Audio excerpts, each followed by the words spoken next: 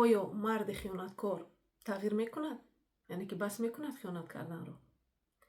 بیاید اول میفهمیم که برای چی در اویلا خیانت میشود. یکم این یک импульси муаққатӣ аст, временный импульс, ки дар ҳамон ҳолат мард худашро контрол назорат карда наметавонад ва ҳамин хел меравад ҳамин корро мекунад ва баъдаш конечно ки пушаймонӣ аст, вале аллакай кори шудагӣ шуд. дуюм, ин хела масъалаи чуқур дар байни муносибати зану шавҳарӣ дар он оила аст. яъне ин якбора намешавад. ин як муддат он зану шавҳар ба ҳамдигар соз нестанд, муносибати хуб надоранд, шояд дар бистар ягон мушкил дошта бошанд. хулоса як муддат ин ҳаст, ин проблемаҳо, ва ҳамин сабаб мешавад ки мард меравад хиёнат мекунад. ва ҳамчунин ин як интихоб аст.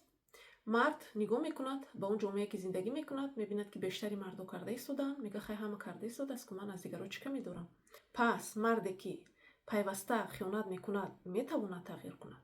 бале 100%, вале ин як кори доимӣ аст ва огоҳӣ ёфтан аз оне ки коре ки ӯ карда истодааст ба ҳамсараш, ба зани дӯстдоштааш ин дард оварда истодааст, нороҳат мекунад. яъне ҳаминро дарк кунад ки ин зане ки дар канори ӯ ҳаст хеле азоб кашида истодааст. дарк кардани сабаби хиёнат.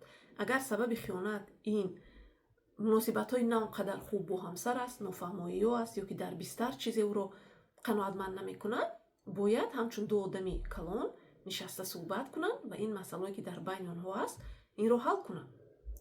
ва ҳамчунин яъне зиндагии огоҳона доштан, шояд ки бе машварати равоншинос ё коуч ин масъалаашро ҳал карда натавонад.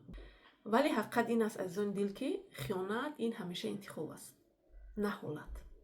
агар мард инро ҳамчун як ҳолат бидонад, гӯяд ки хай манам хияке заиф шудаму, яке ҳама карду манам кардаму, вай занак худаш хосту, вай худаш маро маҷбур кард, дар ин хел ҳолатҳо ин мард ҳеҷ вақт тағйир намекунад ва хиёнат пайваста боз рух медиҳад дар оила. шумо чӣ фикр доред дар ин бора? дар зери ин видео бинависед, лайк ва подпискаро фаромӯш накунед.